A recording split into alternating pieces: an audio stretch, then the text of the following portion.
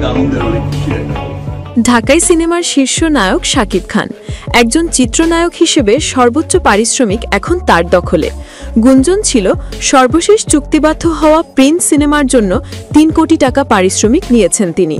তবে এর সত্যতা না মিললেও শাকিবের পারিশ্রমিক যে কোটি টাকার উপরে এটা নিশ্চিত। আর যে কোনো অনুষ্ঠানে তার অংশগ্রহণের পারিশ্রমিকও সর্বোচ্চ। তারই অংশ হিসেবে গতকাল শুক্রবার নায়ক গিয়েছিলেন রাজধানীর বনানীতে এক আন্তর্জাতিক অ্যাক্সেসরিজ ব্র্যান্ডের নতুন শোরুম উদ্বোধনে। অল্প কিছুক্ষণের জন্য তার উপস্থিতির বিষয়টি মুহূর্তেই ছড়িয়ে পড়ে নেট দুনিয়ায়।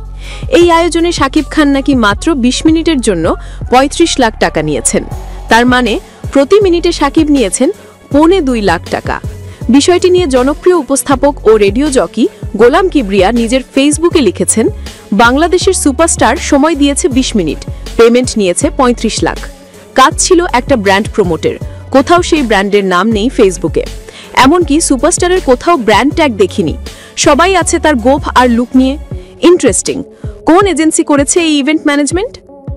এদিকে শাকিব খান আজ শনিবার দুপুরে নিজের ফেসবুকে বনানীর আলোচিত ইভেন্টের কয়েকটি ছবি পোস্ট করেছেন। তবে শাকিব খান যে প্রতি মিনিটে ২.৫ লাখ টাকা নিয়েছেন বা ২০ মিনিটে, তা শাকিব সংশ্লিষ্ট কেউ নিশ্চিত করেননি। বিষয়টি নিয়ে সামাজিক মাধ্যমে চলছে আলোচনা সমালোচনাও। বর্তমানে শাকিব খান ব্যস্ত আছেন সাকিব ফাহাদের সোলজার নিয়ে। এতে তার বিপরীতে রয়েছেন তানজিন তিশা। সিনেমাটি আগামী বছর মুক্তির কথা রয়েছে।